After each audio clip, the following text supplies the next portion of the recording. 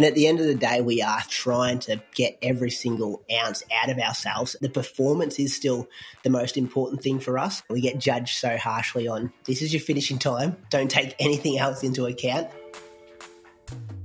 Welcome back to the Run Alive podcast. Gary, welcome back from holiday. Jenny, nice to see you again. How are you guys doing? Well, I mean, I can't be bad, can I? I've been away for a week of holiday. I thought you guys did a marvellous job without me last week, by the way. I'm going to go away on holiday all the time. No, I'm very good. Thank you. Some time away with the family. What was the highlight? What was the highlight of your holiday? Oh, man, there were many. Obviously, I meant to say spending lots of time with my wonderful wife and children, which was great. But I did get a sneaky bit of running done down on the south coast near the New Forest, which was absolutely gorgeous. So that was really nice.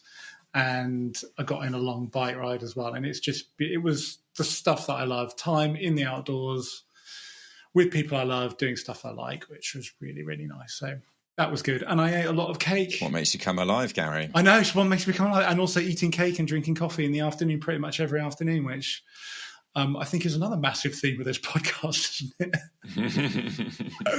But it was good. Yeah, it was. Can't complain at all. How have you been this week, Jenny? What's been going on with you? Yeah, I've been good. What's been going on with me? I had a blood test at 8:30 this morning, which had to be fasted and no coffee beforehand. So that was pretty atrocious. And I thought it'd be a great idea to go straight out for a run afterwards, which was actually horrific. So I really wouldn't recommend a blood test and then a 1 hour run straight after for anybody with no coffee. Might be considering it. But yeah, we had Dave's mum and dad down this weekend, so it was really nice to spend some time with them. We went out for dinner and just caught up, which was nice because they live in Carlisle, just below Scotland, so we don't see them that often, so that was really nice. That's really good. And then 90 miles of running as well, which was good fun. 2 big session days and a long run, so I feel like I'm getting back into the swing of things, which is nice. It's just a normal week for you, Jenny. Gary, what you missed last week was we were catching up on Jenny's week where she'd been told not to run, and it turned out she actually ran 90 miles that week as well. So I'm glad that not running thing worked out really well for you there, Jenny. That doesn't bother at all. My theory is the intensity was there, so it's got to compromise somewhere, right? Very good. You've been refreshing the marathon trackers as well, Jenny. I know you've had some people that you've been coaching running, and I was invested in the Manchester Marathon yesterday. I had two athletes that I coached doing that. So one of them ran a 15-minute PB, which he was absolutely over the moon with, as was I. Shows my coaching's working, which is a relief. And nice. The other one who contacted me 3 weeks ago and decided he wanted to run a marathon, said, could you possibly give me a bit of direction? I've been injured for 8 months. What should I do? And I was a bit like, not sure about this, but he survived. Not run a marathon, maybe. Pick one in October. Absolutely adamant he was doing it. And we came to a compromise where he'd run for 25 minutes, then walk for 5 minutes. And he managed to complete it in 4 hours, full body intact. So, wow. It was a good day all round. Excellent. Wow. That's awesome. Yeah, it just shows if you put your mind to it, you can achieve anything, right? Yeah. Brilliant. Well, and also solid guidance from you as well on to get someone a 15-minute PB. And I think probably the big achievement is getting your second athlete round the course. So nicely done, coach. Exactly. It was a big relief to know he hadn't been stretchered off at any point. So, well, and talking about marathons and times, Ed, it's not very many days until this marathon. Apparently, they run in London every year. Yeah. Well, when this goes out, it's 2 days beforehand. So yeah, I'll be a nervous wreck by then, I imagine. But I'm doing all right. I was also refreshing the Manchester Marathon tracker yesterday. A friend of mine who've been training with was running it. He executed a pacing masterclass to run just sub 250. So first half in 1:25.01 and came back with a 25-second negative split. So, pressure's on now. Yeah. He's done his job. I've got to go do mine. Easy. It's your turn now. Yeah. But you're getting towards the end of the magical taper. Body feeling good? You feeling optimistic about the day? Well, I, usual taper, niggles and, overthinking all that kind of stuff, but nothing out of the ordinary. So that's all good. I think for me, this week is about mentally committing to it. So, it has been my best training block ever, most consistent. I've run to pace. I've run a 10K PB 2 weeks ago. There's no excuses, and I need to embrace the fact that I'm going for it. And when it gets difficult, which it will, not give myself the out, which is always the temptation, isn't it? So, yeah, I'm embracing it and just getting myself in the right headspace. I think that's the trick for this week. That's your commitment right now here on the podcast, that you are going for it. And when we catch up with you, I talked to James, my coach, and he said, you need to publicly commit. And I said, well, I do have a podcast. So here we go. Public committing. Sub 240. It's going to happen. Let's do this. Go for it. It's an intimidating thing, isn't it? But just get out there and do it, mate. In fact, we'll be talking to you a little bit on the day before and after, won't we? So we'll get us pretty much a front row seat, but just go for it, man. Just have fun, enjoy it. It'd be brilliant. Thank you. Yeah, and that's just a little trailer for our special London Marathon episode, which is coming out next week, Friday the 26th, and we're going to hear a little bit from me on the day, but also from a couple of other people who are going to have very differing experiences of the London Marathon, and we're just exploring why it's such a special event. So check that one out, which is out on the 26th, I think. Jenny, final thing, how's the wedding planning? How's Wedmin and all that kind of stuff? Is that kicking in? I'm embarrassed to admit that ever since I booked the venue and the registrar, I haven't even looked at anything else, because I'm now under the illusion it's been working absolutely fine. So fine. You need to get my act together. But we did sort of start on a guest list, which I've been nagging Dave to do for about 3-4 weeks, and it took his mum to really get him to sit down and do it. So hopefully from here on we can start planning some more of the important stuff. How many wedding-related spreadsheets are you running at the moment? Am I hearing 1 or 0? Or I've got this really bad habit of starting loads of multiple different notes on the note app and then not being able to combine them together. So I'm going to say there's probably about 8 or 9 different notes going on at the moment. No structure. You've got an overwhelmingly large number of lists. You're going to be fine. That's exactly where you should be at this point in the process. That's good. Cool. Awesome. Well, let's get on with this week's episode. Gary, I'm going to throw you into the deep end here and say you and Jenny were really excited about speaking to Brady, who's this week's guest. Give us a little bit of an intro to why you're excited and who he is. So this is Brady Threlfall, who runs, full stop. He does a lot of running, but he is co-host, but really the originator of an Australian running podcast called the Inside Running Podcast, which I know that Jenny and I have been listening to for a few years. I really got into them kind of very early lockdown, and it is you'll hear in the interview, it's basically one long advert for a rival podcast, basically, because it's a great podcast. It's hosted by 3 guys, Brady and his 2 friends. You'll hear him talk about Croaks, who's Bradley Croker, and a guy who is called Julian Spence, but they all call him Moose. And it's a really fun podcast. They're super fast runners. It's very, very funny, and they really do a great job of taking you inside Australian running, but also they pay attention to kind of the global scene. And it's been going for a really long time. It's really fun. There's great chemistry with the host, and Jenny and I were like, oh, I wonder if we can get Brady to talk to us. And it was, I don't know, it was a good, fun conversation, wasn't it, Jenny? He was totally himself, wasn't he, from the podcast? Absolutely. No, I thoroughly enjoyed it. So I think, go and have a listen, because it is really, really good.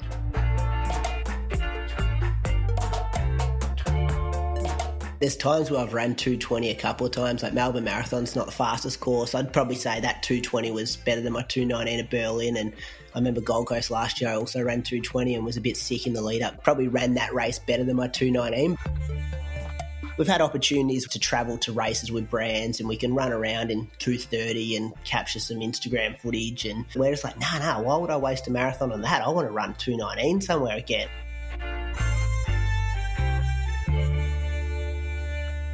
Yeah, my name's Brady Threlfall. I'm based in Echuca, which is a small country town in Australia, a regional town. So I'm a distance runner, a running coach. I'm also a podcaster for the Inside Running podcast and a school teacher. So it probably depends on who I'm talking to with how that introduction usually goes. There's bits I'll leave off. There's other bits I keep on. And, really looking forward to talking running, I guess, for the next hour or so with, you, Jenny, and Gary as well. Amazing. And our signature question is, what makes you come alive? So can you tell us what makes you come alive? Yeah, I was thinking about this one during the week. I think my children definitely make me come alive, especially when they're waking up at 3 a.m. in the morning or, really, presenting their energy in the way that children do. But I think the most I'm ever alive is on the start line of a running race or pretty deep, the last 100, 200 metres of a running race where everything else in your life kind of disappears and your heart rate's probably as high as it ever gets to and your adrenaline's pumping. And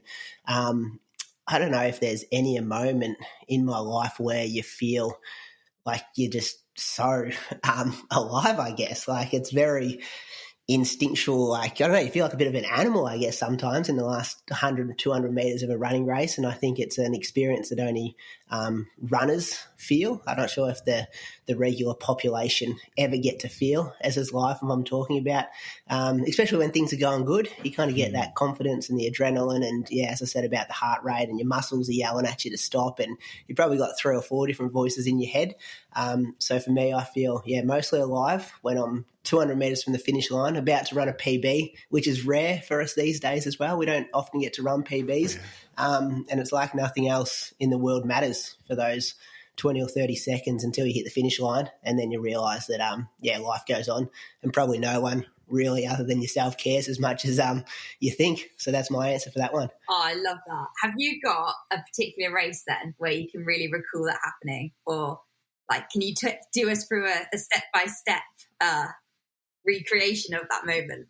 Yeah, my 5 and 10K PB, very much like a bit of a pinch yourself kind of moment in the last couple of 100 metres. My 10K was at a big famous race we have in Melbourne called Zatopek, and I'm at the level where I'm just lucky enough to get in these races and I'm trying not to get lapped twice. That was always my thing. So Pat Tin and Stuart McSwain both broke the Australian record that night. They had a big kick down finish and it was the first night I'd broken 30 minutes for 10K. I ran 29:34 and I just remember the emotion of the commentator I was almost a spectator in the race. I had kind of 700, 650 metres to go as the commentator was calling this massive head-to-head between Pat and Stewie, and I knew I was on track to break 30 minutes as well, so I was pretty up and about there. And the crowd comes onto the athletics track, so it was at a small Box Hill, the track's called in Australia as well, so real intimate kind of setting. Trying to not be a fan of the sport at the same time as concentrating on my own race, and it was just this perfect example where I'm someone who kind of works in the running media and I get to be in the same race of the race I talk about, but I also get to experience I'd always just wanted to break 30 minutes. I would have been happy with a 29:59 and because I was so far under that with a lap and a half to go, I kind of knew that it was going to happen. So for me, I would have been happy to never race again after that performance. And I felt just so alive and so buzzing. And I just remember going back to my phone and seeing friends and stuff afterwards. It was good to kind of share that success at my level, talking about someone who nearly got lapped twice. But that success with so many people in my life where, it was a good time to be alive. Oh, that's amazing. Brilliant. I think Jenny and I are both grinning, hearing that, and can definitely relate to this sort of that thing you said where nothing else matters for those last few 100 metres of the race and everything else is at exclusion. That's familiar. You mentioned your 10,000 metre time there. Part of the kind of culture on your show is that when you thank your Patreon supporters, which you do a brilliant job of, by the way, you run through their PBs. So just run us through, because we've had some quick runners on this show, and Brady, I don't want you to be modest here. You're a quick runner. Run us through your 5,000, either your 5,000 metre or 5K, 10K, half marathon and marathon PBs, and just give us a quick overview of those. Yeah, so 5K is 14:09. That was at the Victorian Track Championships. We don't have many road 5Ks here. I know it's a thing that It's probably just come in the last couple of years with World Athletics, but maybe, in Australia don't really have access to good, fast 5K road races, probably other than there's a Noosa Bolt, this race at a triathlon where they kind of go up and down a road a couple of times, but it's not the fastest one. So that one's on the track. The 10K, I've ran 29:34 on the track and 29:25 on the road. Half marathon, 65, I'm going to say 27, and my marathon's 2:19:53, which was at Berlin Marathon 2018, so a while ago now. One of those ones that always wanted to break 2:20, going under the Brandenburg Gate, looking at the watch, thinking I do not want to be the 2:20:01 guy. So, I swear my last 200 metres that day was pretty close to 34, 35 seconds. Like I was moving across the line, saw my good mate and podcast co-host Julian Spence, and then a bit of Morton came up straight into the wheelie bin which was sitting next to it. So I just, went way too, I shouldn't have been running that fast. I should have maybe found that 5K to go and kind of just picked it up for the last 5K, not been so touch and go for the last 200 metres. So, and probably underappreciated at the time, like how, breaking 2:20 for someone at my level is kind of a significant deal. And, kind of thought, I'll do that now and then I'll go run 2:17, 2:16, 2:18 somewhere else. But that's never really happened. So the longer that PB stands, the more I kind of appreciate it, I guess. Yeah. Was the PB run in super shoes or the old shoes? Yeah, you listened to yesterday's show. Yeah, yesterday's show. We had a chat about this. That was 2:21:50. Which stacks up pretty good, I think. Yeah, I'd say that's an equation to sub 2:20. Yeah, whenever I don't have a good one, I just say I'm a non-responder. So it's just like, that don't work for me, unfortunately. So I'm waiting for the student technology to keep improving so I can get some benefit out of it. And have you got, of those PBs or a race performance, you've talked us through a couple, but have you got one that you just come back to in your mind again and again as like, that is a super special, maybe not even a PB, but a super special run that just feeds you or is really, really meaningful for you? Yeah, so it's probably the 5K, the 14:09. I'd kind of ran, I think my PB was 14:19 before that, and it was a PB I was pretty content with. Like I didn't really, I definitely wanted to go quicker, but it was one of those ones that I'm like, yeah, that's cool. I'll be a 14:19 guy for the rest of my life. And I had a really ordinary 2019. I was just kind of running 30-40, 30-50 for a few 10Kers. I went the week before, I drove to Melbourne and ran 8:46, I think it was, for 3K. And I was just like, I was doing heaps of training and I just wasn't racing real well. And I just couldn't really pinpoint what it was. And then the week after, ran the 14:09. I think we split 3K that day in like 8:33. And it was a bit of a turning point for me that I kind of got a good run on the board and got some confidence from that, and then went on to run that 10K that I was talking about earlier. It was one of those, and I was competitive in the race as well. I think I was like 4th or 5th in the state championships and around guys that were pretty respectable, kind of 13:55 kind of guys. So yeah, for me, I remember that one being a bit of a line in the sand, going, okay, I'm okay now. I can move on and use that one to be my new baseline and chase different performances. One of the things about your show is you guys are very good at I'm going to say maybe like even being harsh with each other on your performances and really analysing what's like, to the point where I'm listening, I'm like, God, go easy on each other, goodness sake. But I'm going to borrow a bit of that energy and say, if there's one of your PBs that you really want to upgrade or a performance that you want to come back and change or replicate, which one is it for you that's driving you on?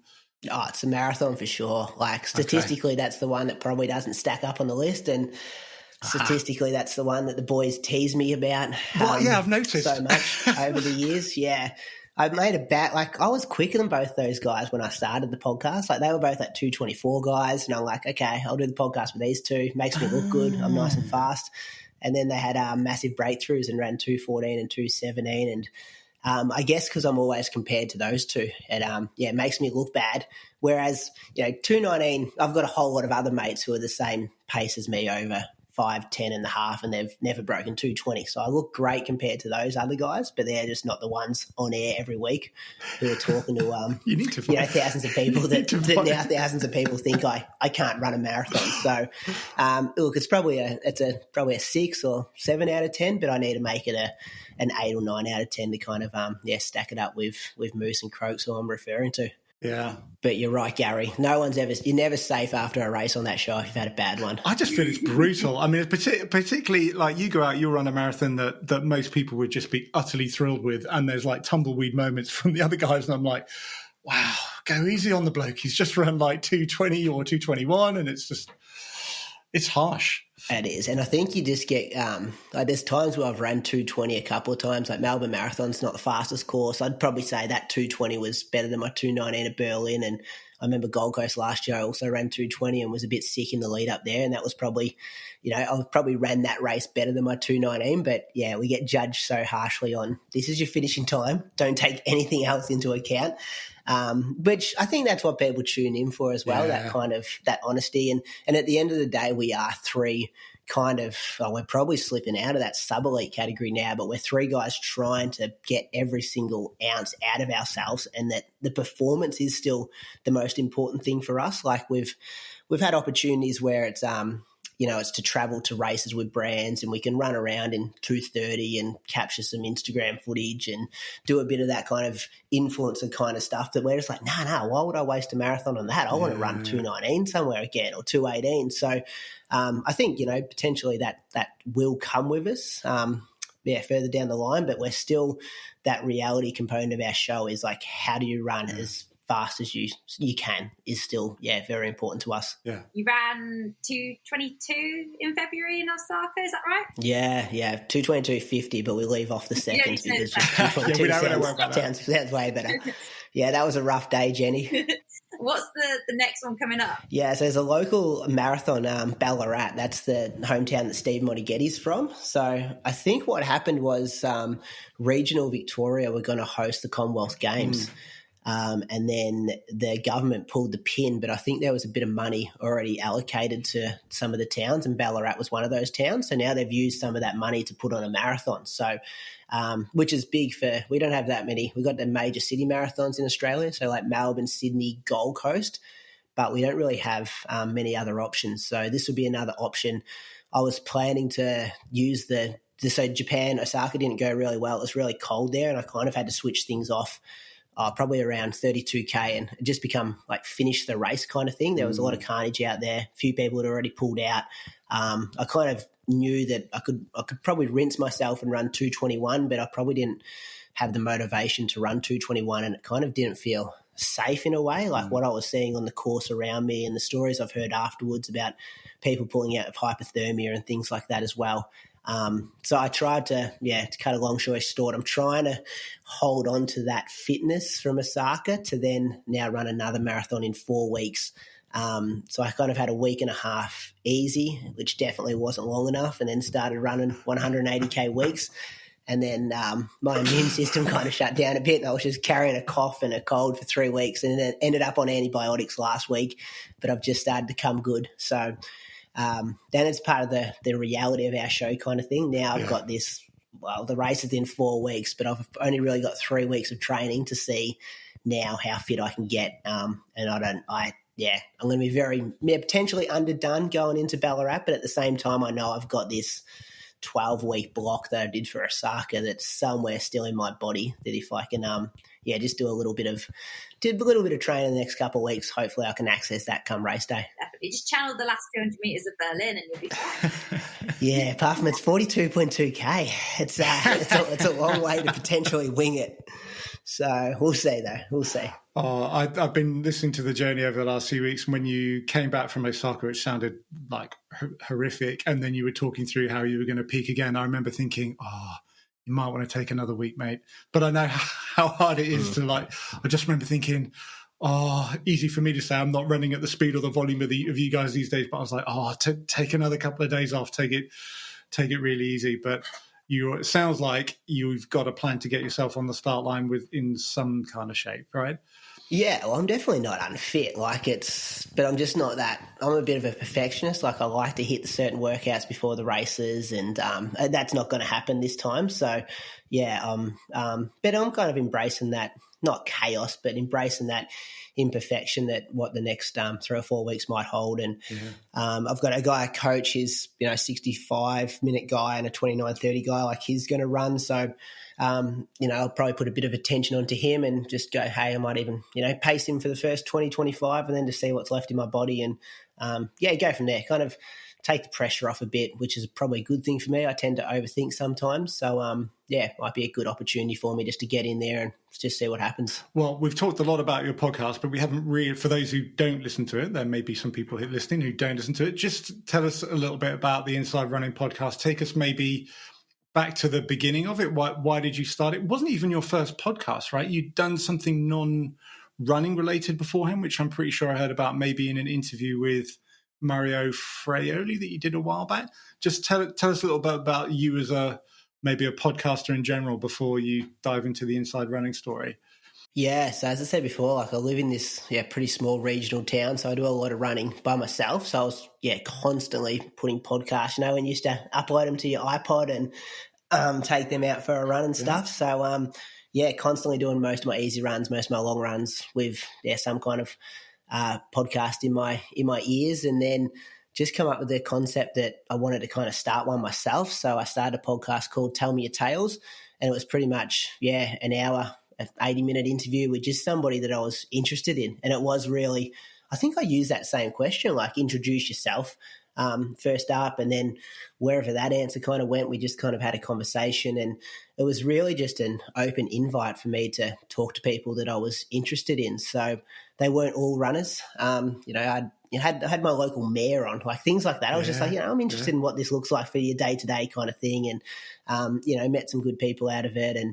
But because I was so involved in the running space that I did a weekly episode, so I was often like, this mate will do, he's a runner, or this guy will do. So my co-host on Inside Running, Julian, he was episode number 4, I think it was, and Croaks was maybe episode number 9. So, and then I knew Croaks and Moose were both leading up to the Berlin Marathon. So I just hit them up and said, hey, do you want to do a weekly show for the next 8 weeks leading into the race? We'll call it Road to Berlin. We'll go out on this Tell Me Your Tales platform that I had.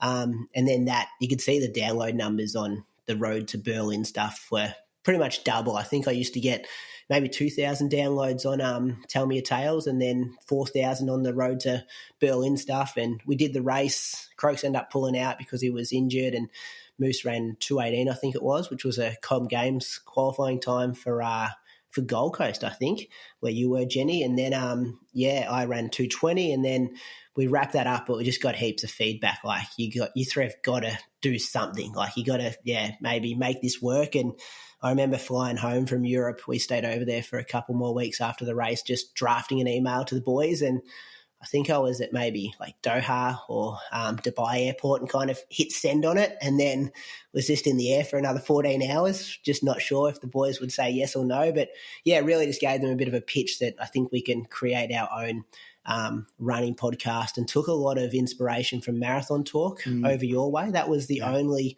really one that I was listening to, and I thought the way they kind of had segments and you kind of knew what you were getting every week.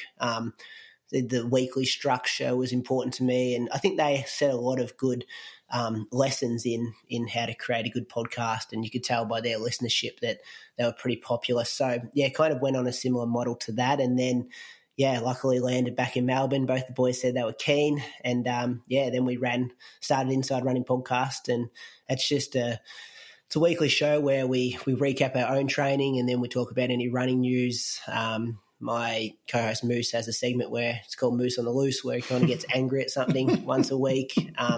Back in the early days, so we're up to episode 335, we used to have like a long form interview at the end of the show. We don't do that too much anymore, but we have a lot of guests. They'll call in for 15 or 20 minutes and have a bit of a chat about what they're currently doing. And it's grown and grown, and I kept Tell Me Your Tales going for a while, so I'd be doing Inside Running and Tell Me Your Tales for a while there, but it just probably got a bit too much. And then didn't shut that down. It's still all available somewhere. So I know people go back and listen to the episode with Julian and Croaks and things like that. So that's how it's kind of evolved, and the listeners continued to rise. We kind of probably got in at a time where there weren't a lot of running podcasts. So we've been lucky to kind of build our listenership over a long period of time, and then work with different brands now. We've got some really good Patreon supporters which keep the show alive every week, and it's gone from like a hobby to very much like a part-time job that never really you switch off from, because you're always thinking about content, or you're writing back to things on Patreon or the inbox on Instagram, and it's very, very rewarding to hear what people think of the show and know that you make an impact on people's life in a tiny way, probably when they're out running, listening to us. How many days a week are you doing something for Inside Running? Pretty much every day a week you're kind of progressing something, thinking about something?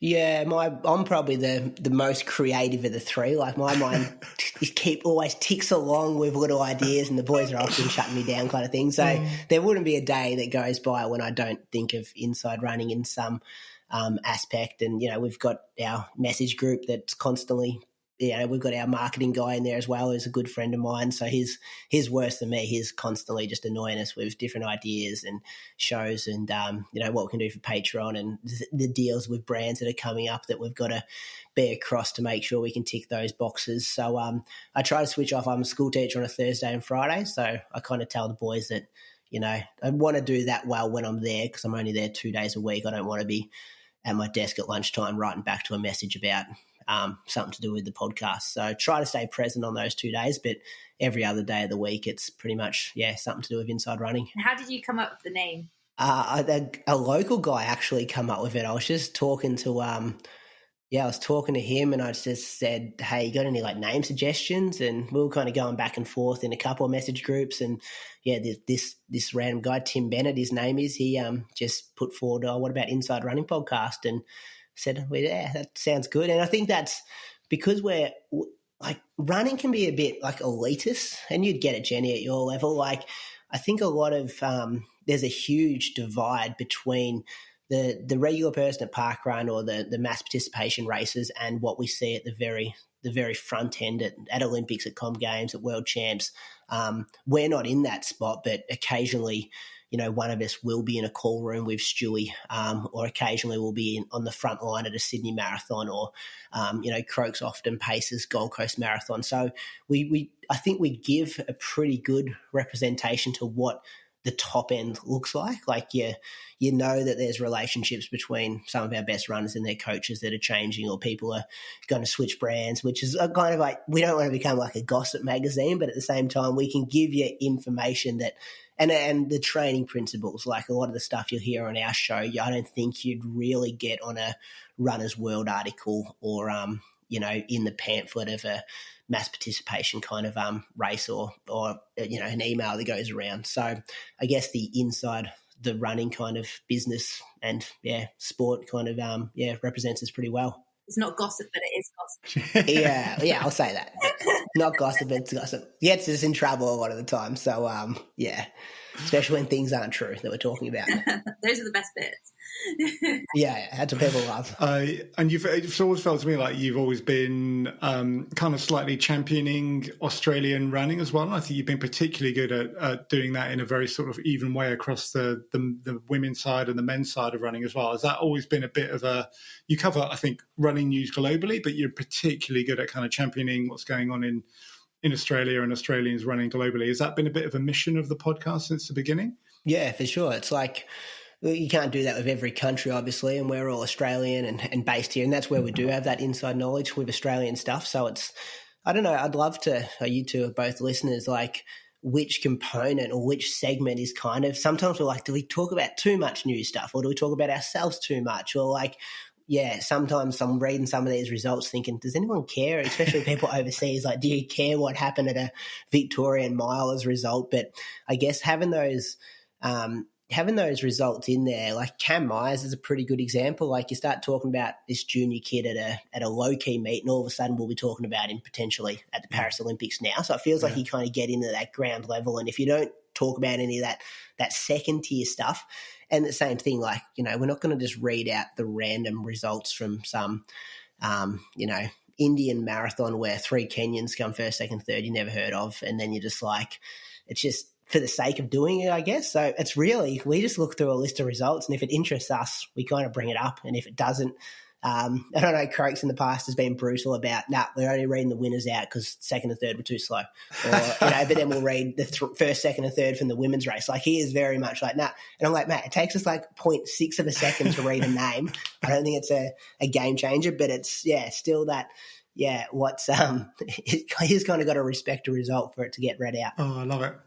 And I love, it's funny what you said, because I think I get pulled into like the story of the runners that you talk about as well. So I'm like, initially you may not know the people, and they just become kind of weirdly like part of your life, and they're named, and you're like, that's how they're getting on. And then like, because you're relatively connected in the community, you're like, okay, they were sick that day and that wasn't their best result. You just sort of get pulled along on the narrative. I think it works really well. Yeah, that's the big goal. Like, we want people like Sinead Diver to be like accessible and people to know who she is. Yeah. Like, it's very simple that before our podcast, you couldn't get a regular update on a Sinead Diver. And that was what, as a listener, that's what I wanted to hear. I wanted to, that kind of, how's her training going? How do I get 15 minutes of hearing her audio? How do I follow like Australian football over here, and I love like the panel discussions where they talk about this and that and what the coach needs to do to change it. And then they get the talkback radio people ring in and complain about the umpires and like all that kind of like gossip. We just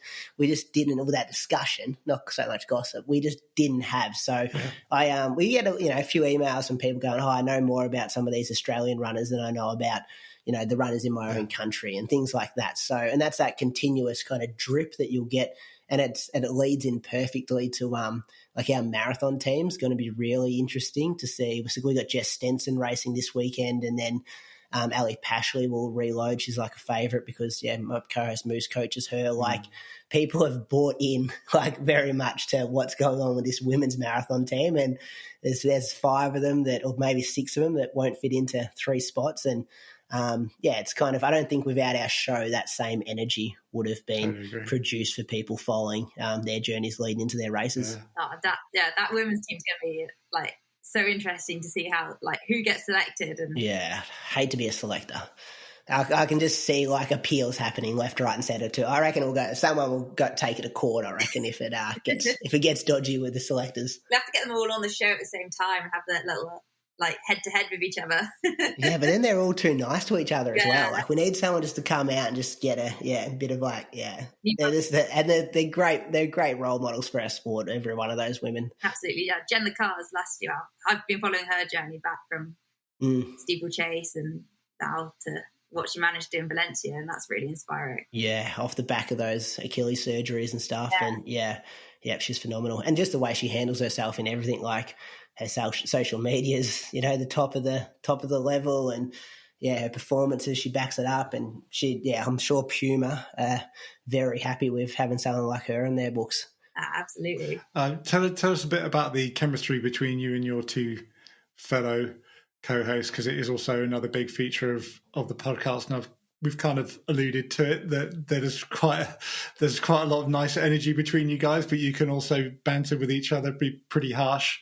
I think it's part of what makes the show work. How does it? What's it like from you? Because you kind of hold the ring on the whole thing. Really, for me, you're the main host and they're your co-host. What's it like for you being in that seat? It's pretty stressful sometimes, Gary, because you just never know when you're sat. And because there's 3 of us, it's like, it's always going to be a 2-on-1 somewhere, and you just really hope you're the 2. So, but you can be, having a crack at Croaks about something and Moose is agreeing with you, and then 5 minutes later it's like you're the new target because of something you did.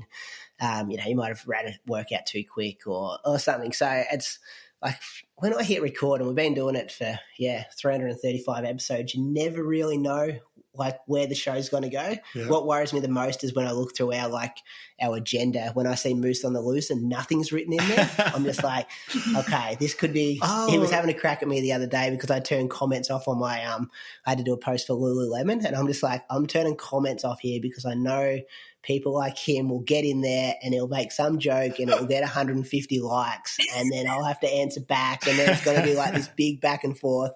And I'm just turning comments off because I want to go to bed and I do not want to think about that at all. So I was like, I bet you he's going to bring that up. So then I'm sitting there like anxious for the first 45 minutes of our podcast, wondering how I'm going to respond to this on air. And he didn't bring it up, which was good. But he will now. It's just that constant like, yeah, he will now. Yeah. It's just that constant like, you're just not sure. So you're a bit on edge. And we just changed our microphones over last night for the first time actually. And it's just like, I was a bit stressed about looking at the levels and is this actually recording, and you're kind of in two minds kind of thing. So, that's a challenge sometimes. And just that, although we have an agenda, it's just that unpredictability, which I think people enjoy. Like it's that, you're never sure what kind of rabbit hole you're going to jump down. I'm sure you guys are the same. Like you got a bit of a rough idea, but it's that, unpredictability and you're a bit of a fly on the wall on our show. Like, although it's all pre-recorded, we rarely cut stuff out, and it's like we try to. I've had this chat with the boys. Like you try to keep it live, even though you know it's not live. So it's a bit silly, but you're trying to create this live atmosphere the whole time, and this keep it like I think our pacing's really good. I wish I could say that I did a lot of research into those two boys, and I knew the chemistry would be good between the three of us, but. It was a bit of a fluke when I asked those two to do. They were just pretty much doing the same race, and it worked. And I think being three different personalities really helps to bounce off each other. It was meant to happen. Talking about keeping it live, an episode like a month and a half ago, didn't you have to re-record like the opening 45 minutes or something weird like that? You like. And you were like, I could sort of tell that you were trying to spontaneously recreate 45 minutes of chat that you then had to do again, like you'd just done it before. So many good jokes in that first 45 minutes as well. Yeah, it was, my computer just crashed 45 minutes in, and we didn't have the backup going just because we got so comfortable of just having one version recording that we just, stopped backing up for some reason. And then, we just had to say, hey, boys, we've got to go again, which, it was interesting the amount of you're talking about the same topics, but we had a couple of we just spin conversations differently. It was almost like in our heads we're like, we can't do the same joke because that one's already been said, even though no one heard it. So that was frustrating. But I could probably count the number of times on one hand that we've had issues over the 335 episodes, which is good. And 335, how on earth have you? It's 335 every week for 335 weeks in a row, is that right? So that's correct. Haven't missed a week. Don't give me the we just show up and do it every week answer, but how? Maybe that is the answer. How on earth have you done 335 weeks in a row? It's incredible. Is there a secret or what about holiday and all that sort of shit? How have you handled all that? Yeah, so 7 p.m. Monday night is just like the locked in time. So you just never I've never done anything on a Monday night at 7 o'clock. For the last 6 years. So I think that's important, having just this one time that is sacred. And because we haven't all been on every episode, most of them we have, but I think having that safety net that if I say Moose is going to Paris next Monday night, for example, so it's we'll just probably get Ali Pashley on. We can find something. We've probably got 5 people who have done work for us over the years that the listeners know pretty well, that it's just if there is going to be an issue, we can just patch it really easy kind of thing. So, when my son and daughter were both born, I reckon I just had 3 or 4 weeks off, and I was just I'm just unavailable, just want to be with this kind of newborn. And then we have a lot of time in advance that we can just find a replacement. So it definitely hasn't been the 3 of us, but the show has continued to come out. So that kind of helps having those backups ready to step in and help out there. And I think the minute you go to, I hear podcasts we're going to go bi-weekly, and then all of a sudden they've missed a month, and then they try to come back and they'll call it season 2. And it's just for us, I'd be so scared that if we missed a week that we would never return. And it's that pressure and that expectation now, because there'd be a brand that would be sponsoring an episode. So the episode has to happen because it's a contractual thing that the episode has to come out, and it's what the Patreon supporters are kind of supporting the show for. So, there's been times especially when we come back from races, you've got to go to a Tuesday midday recording or something that you've just got to get the show out. What amazes me is the fact that something happens in the running world every week. Like, we got through like 2 years of COVID when there were no races. I don't know what the heck we were talking about for 2 years, but somehow we were talking an hour every week about running stuff. So, and that's where I'm sure our weekly recaps would have been going longer than most stuff, because there would have been no middle segment, and there's probably only so many weeks that we could talk about, you know, the people doing short time trials for virtual runs or stopping their watches or those kind of things. But yeah, it's amazing to think that it's been continuous on a running news front for there's something always to talk about. Yeah. So yeah, it's good. And, you know, at the end of the day, it probably goes down to you've developed a friendship with two people and you get to talk to them once a week, which is, you know, pretty rare that I even get to talk to my close friends outside of running for an hour every week. So it's something, because we didn't know each other very well when we first started, whereas now, you know, Moose and Croaks, I'd consider them very close friends. And Jenny and I have got a question about the can. I think we've got a question about this, right, Jenny? What's in? We hear you open a can, or someone.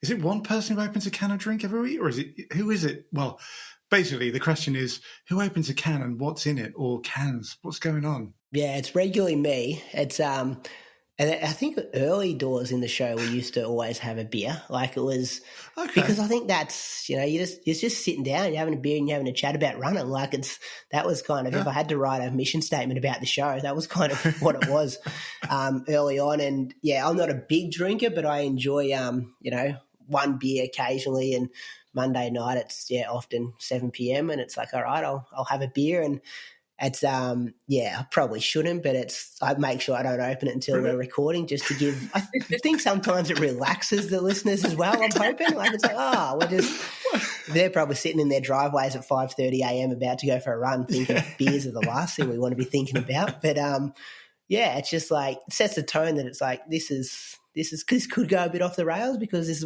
is we're definitely not intoxicated, but it's more of just a social drink for me by myself, while I talk to two people about running stuff. Sometimes it's soda water. You know, the soda water you can get in like the cans. Yeah. But I make sure I buy the canned one just so I get the open and the beer effect. Yeah. Oh, Jenny, if you'd have bet, would you have put your money on beer, or would you have gone something else? No, I think I'd have gone with beer, a cold one. Yeah. Like, what else are you doing on a Monday night? Yeah, exactly right. Definitely not an alcoholic. Drink responsibly, but yes, it's a regular can of beer. Maybe that's why the show gets a bit like, the further we go, the more I think we tend to relax and stuff as well, probably because the beer's kicking in. Oh, the banter is brilliant. And you have revealed a crucial piece of information, which is that in theory, Moose gives you a little bit of a warning about what his Moose on the loose is. He puts it in the notes ahead of time, so you've got some idea. Okay. Because there must be sometimes when you look at that. Yeah, maybe 50% of the time something's written in there, but then, other times it's just say Moose on the loose and see what comes up. Can you recall the best Moose on the loose so far? Oh, trying to think off the top of my head.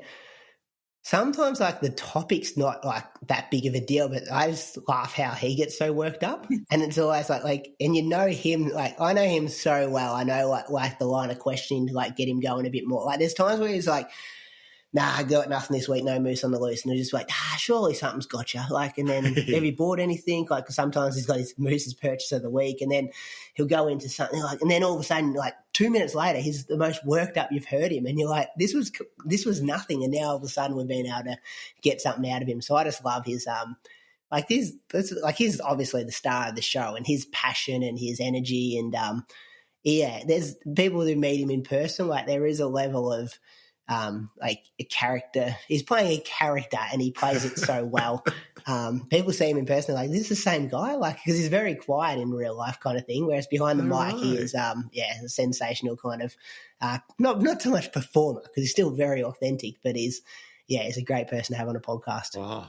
I think it's interesting that you say he's the star of the show. I've never really thought about him like that. You can tell him I said that. Just okay. But actually, maybe don't tell him I said that. No, that'd be the first thing I do when I get up here, actually.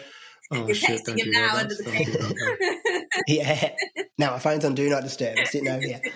But one of the things I also love is that we can hear life changing for all of you outside running, as I've certainly gone over the years with the podcast, and you're all parents now, right? On the three of you, and that's happened in the last 5 years for all of you, right? Yeah, so 5 children, and we've all been. Moose and I both got married throughout the show as well. Not together, both got beautiful wives, but yeah. So I've talked through. You're doing a weekly recap, and there's times where you're like, oh yeah, and then on Saturday I got married, and it's like on Thursday Hudson was born, or stuff like that. So.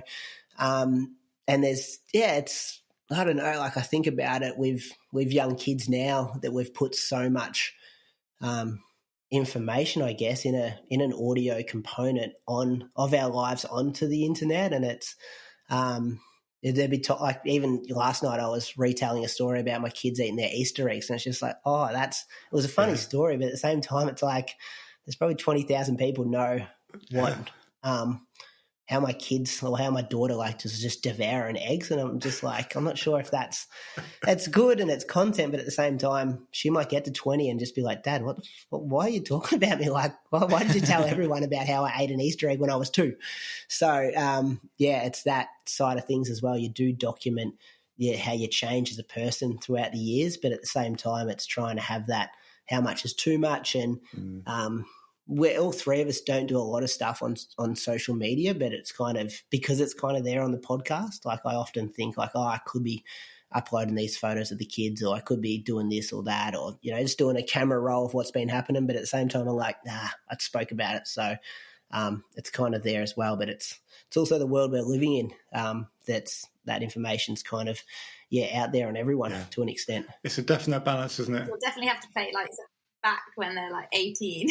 I'm just worried they'll never talk. Like, having teenage kids really worries me. Like, I take it for granted at the moment, like that when they still want to hang around you and think you're cool and those kind of things, because I know, Hudson's 4 and I've probably got 10 years left of that before he thinks I'm not cool. So and I can't imagine what they're gonna think when I don't know. I'm sure podcasts will still be out, but when they get to an age where they can fully understand it. I was wondering, will podcasts still be a thing? Will they be like, I remember podcasts. My dad used to run one of those, and it'll be something else now. Yeah. How has being a parent having less time, how has that impacted on you as a runner? I mean, you're still giving it pretty full commitment. You still have goals, but has it got much more challenging for you now? You got less time.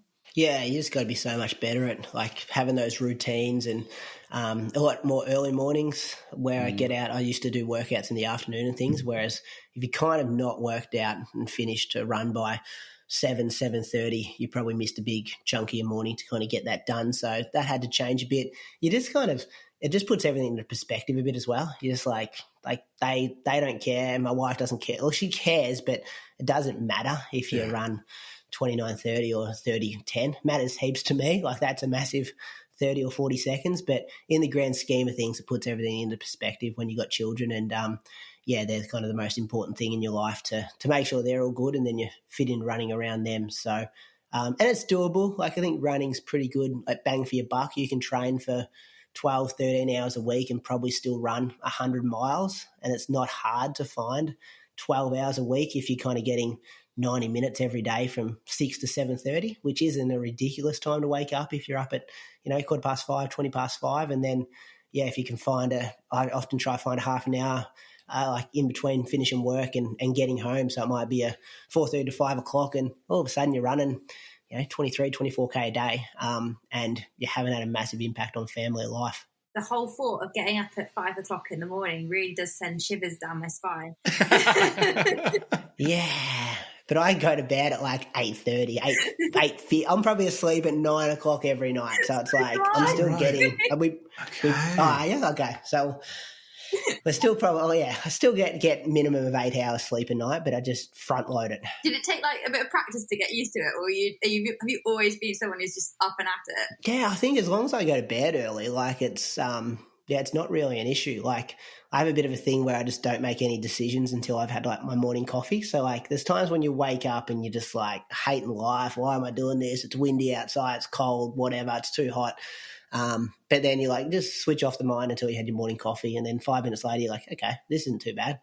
And that's the thing. Like I could stay in bed, but I'm just going to run for 30 minutes, not an hour and a half, or I'm not going to so it's like, I know if this action doesn't happen, this is the result of that. And I really want to be able to tick this off before I, go to work or whatever else I've got going on in my life that day. It's part of the runner's mindset, isn't it? It's just got to keep it going. It's just what you do. It's just part of the structure, part of the discipline. Although, like Jenny, I'm barely getting up at 5:30 for anything. Maybe if I was going on holiday to catch an early flight, I might do that. Is that a UK thing though? Like UK people just sleep in more. I know Nick Earl, he's a UK guy, has moved over here. He always used to whinge about getting up early. It's because it's so dire outside until about 8 a.m. I reckon it's that. Yeah. It's just like, when it's weather's crap and it's really dark, and it's not it's not a tantalizing thought to roll out of bed and even do what you love. It's not great. Yeah, different out here. When it's, the sun might be up at, it's a bit different at the moment. We're in our last week of daylight savings, but the sun's usually up pretty early, and it's usually, especially October through to March, it's, very much shorts and singlets weather when you're outside. So it's, weather is probably the opposite. It's almost too hot. You have to go early unless you're running in, sometimes if you sleep in and go at 8, it might already be 20 degrees, and it's going to have an impact on your workout. Love it. We might have 4 days like that this year, Jenny. Do you reckon, if we're lucky? Get out that early. And I'll also probably complain about those days as well and be like, it's too hot. Yeah. I'll do it. It's too hot. Got to complain. Yeah, it's what we do.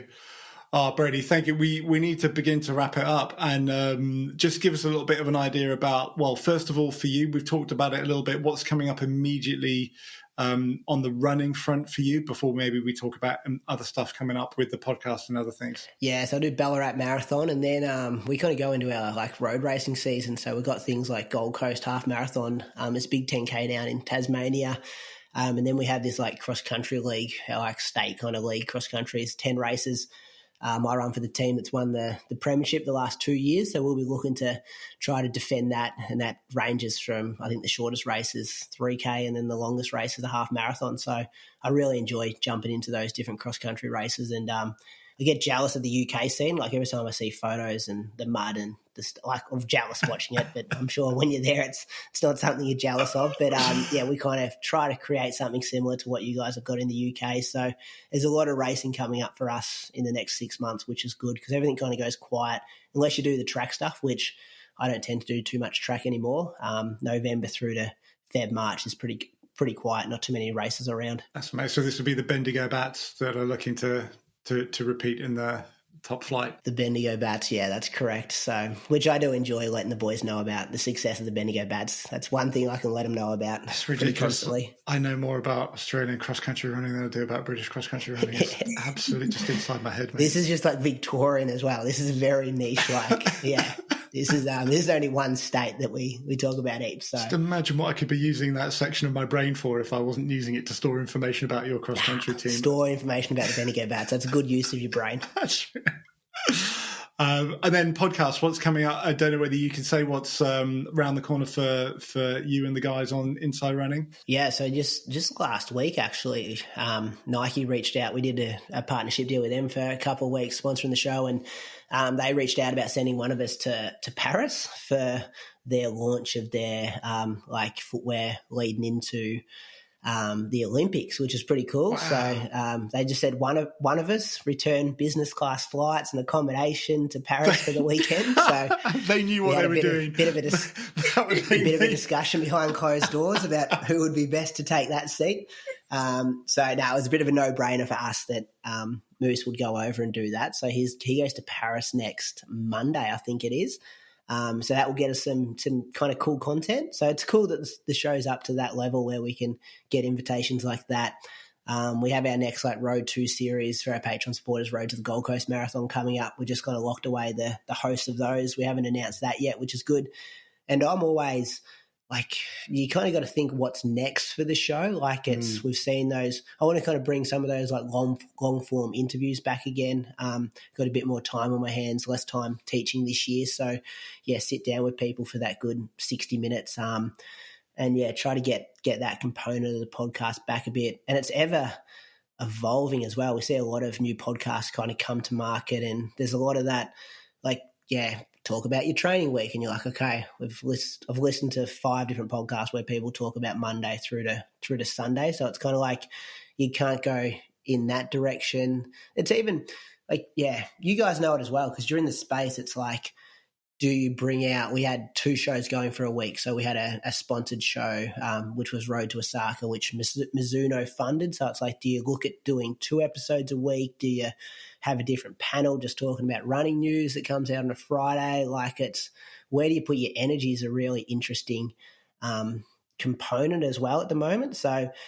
and then like the business side of thing as well, like the minute you put out a second show of the week, you kind of double your downloads, which makes it more appealing to sell episodes to sponsors, because your numbers go up. But it's a very interesting space. And then it's like, well, you've got these amazing Patreon supporters that you want to reward with bonus content, so you're better off putting all your energy behind a paywall. And there's been discussions in the past where, do we just stop our episode at 30 minutes that goes on Spotify and iTunes? And if you want to listen to the whole thing, you got to go behind the paywall, and all these kind of like, you've seen some of the, like, I know Russell Brand put his totally behind a paywall now. Like it's what you do. It's I don't have any answers, but it's just the conversations that we're constantly having about how do you go to that next level, or you also got to be content with the level you're at the moment.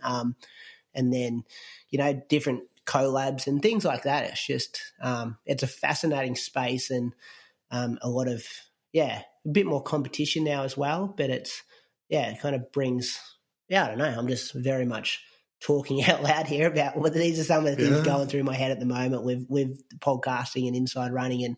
And we got a lot of talent like sitting on the bench at the moment. Like people enjoyed Reese Edwards, people love Ali Pashley, her and Sinead have a great relationship. Like, can we build a show around those two?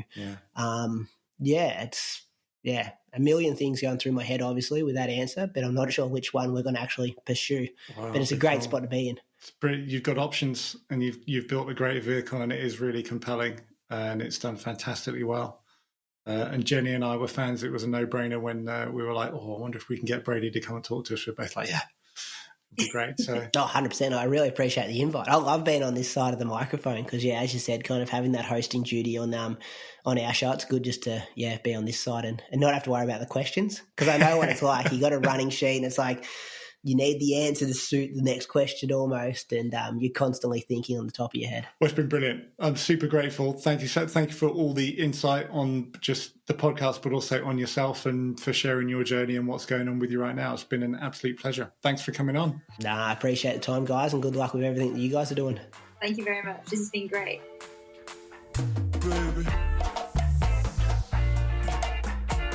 Well, hey guys, that was really fun. Well done. What a great interview you guys did. Thank you. Did you enjoy it? Yeah, I did. Jenny, did you? Yeah, absolutely. I mean, even regardless of the fact that I was then awake all night buzzing because it was about 9:30 by the time we finished, and I'm usually asleep by that point. That's the problem with recording with someone in Australia, isn't it? Oh dear, yeah. The scheduling wasn't ideal. We scheduled it so far out that I didn't realise I'd also put it on a bank holiday in Britain. So, but anyway, apart from not sleeping afterwards, it was great, and really just enjoyed. Number one is a little bit like meeting one of my heroes ever so slightly, because he's a totally grounded, sort of down-to-earth guy, but I've listened to his podcast a lot, and it was really good just to hear, I guess, inside running, and just get his take on what it's taken to do it, why he did it, a little bit more about who he is as a person, what a special runner he is as well. He's clearly unbelievably talented and just very dedicated with his stuff, isn't he? And it was good fun, and I now know for sure that it is a beer that he has every Monday night. I felt like that was the most important question you had to ask him, Gary. I didn't want to be. I feel a bit naive because obviously it's a beer, but they've joked with each other about like, are you drinking? Are you not drinking? I'm like, is it a beer? Is it what is it anyway? So, but that gives you a bit of an idea of the guy, that he puts out quality stuff and takes things very seriously, but also I think he also has this really nice sort of perspective and doesn't get too serious about anything as well, which I really, really liked. No, it was a really good episode, and I have since listened to another one, or Dave and I were anyway, and I did crack out that's a beer, don't you, Dave? Moment when I heard the can go. So. it's good to have the confirmation. Yeah, I think it's really interesting the way that they found a gap, something that they were interested about, really passionate on, like the state of Australian running, especially kind of that elite level, and just realizing, hey, there's some stories to be told there, and they've just been really focused on it. And so there's people like you guys who are on the other side of the world that, you know, just really enjoy hearing about all these different people and different stories, and you know, in a country which is not your country, like, you know, but it's still really interesting, and they've identified that, and they've been really focused on it. I think that's a cool learning from what they're doing. They've had that very sort of clear mission. The other thing I really liked as well, and we covered it in the podcast, they just keep churning it out, right? They've done whatever it is, 300 and forget the numbers, like 336 now or something, just back to back to back. Incredible, I don't know, consistency and just making it happen. And as you heard, Brady, for him, it is just an absolute kind of abiding commitment that he's super passionate about, always thinking about it. A bit like you, Ed, always thinking about your podcast and where to take it and what to do with it. And that's what it's like, right? When you are behind something that you believe in and you love doing, it just sort of becomes this sort of dominant, abiding passion that he's just done brilliantly with. And yeah, as you say, I feel like I know Australian running about as well as I know pretty much any topic on the planet as a result of what those three guys have done. What really stuck out to me, and I kind of always, like, when he said it, just kind of brought me back to, like, do you know when, like, you message your boy and it's like, oh, I've just sent a really risky text message, and am I going to get a response? Am I not? Like, you're sitting on the fence all day. It was when he was kind of sat in the airport and he sent a message to Croaks and Moose, and just kind of, you know, suggesting the podcast and if they wanted to get involved in it. And he was like, I had to get on a plane and I didn't know what the outcome was going to be. And I was just going to just imagine, like, sitting on that for however long the flight back to Australia would be. But it kind of just shows that, you know, like, sometimes you just got to put yourself out there and take a chance, and look where it's got them to now. And I think that's like a really nice kind of storyline throughout the whole thing, and like how they've got to the 300 plus episodes now. I think that's like fantastic. And that kind of relationship and friendship they've built as well, because they didn't really know each other beforehand. So it's really nice to see that and how it's grown. I totally agree. And I didn't really realise that, because they come across as super tight when they do the podcast these days. They clearly know each other, like, kind of intimately, and there's a lot of joking between each other. And it almost seems ridiculous that it felt like it was a risk for him to get this thing started. But I think that that's the idea that we want to pick up on, isn't it? Which is, he did take a risk, but it was something he knew he wanted to do. He knew he needed some company on the journey as well, and he got passionate, and he kind of went out there and sort of made it happen. I think that's our question, right, Ed, for people this week, is what might that be for other people? Yeah, and you know, there's a very similar story to this podcast as well. Like, you know, when I initially floated the idea with you, Gary, in my back garden, and then you went away and thought about it and came back and said, oh yeah, let's see what that could look like. And I also remember writing to you, Jenny, as well, saying, oh, I wonder if Jenny would join us as a co-host, and, like, you know, waiting for that to come back. But I knew that I, you know, if I was going to do this well, I couldn't do it by myself. I'm not that interesting off my own back. So, you know, we need to be able to, like, bring our different skills and talents. So yeah, the go-to for this week is, or what is the idea that you have always thought would be fun to explore? What's the thing that, you know, you've been interested in, you've been passionate about, but just haven't quite done? And who could you go do it with? So who could you go explore that with? So write the idea down, have a think about who those people, that person might be, and go find them, pitch it. You know, maybe they'll say no, but, like, what's the worst that can happen? Like, they might say yes, and it might be the start of, you know, a really fun journey like this has been for us. So yeah, that's the go-do for this week. And can I just pick up, Ed, really quickly on what you said, Jenny, which is that's going to involve maybe just that little bit of risk, that you're offering a bit of yourself to someone else in the world, and you're making yourself a bit vulnerable and saying, I believe in this. Do you think this is any good? Do you want to get on board? And that's just how these things sometimes have to start. So we double dare you, go on, take that risk and reach out to whoever you think is the right person, and offer a bit of yourself and your idea, and see what can happen. Good stuff will happen. Awesome. Thank you so much for listening to another episode of the Run Alive podcast. Don't forget to take advantage of our discount codes that we've got. So it's marathon season.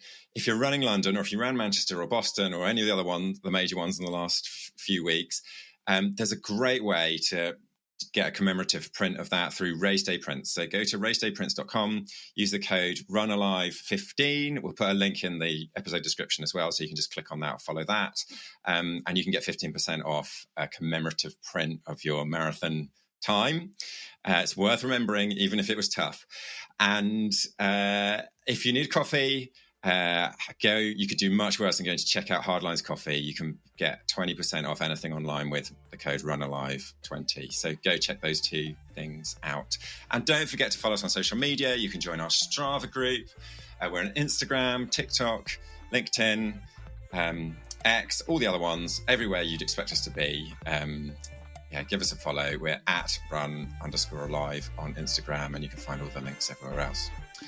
Thanks very much, both of you. Looking forward to speaking to you next week for the London Marathon Special.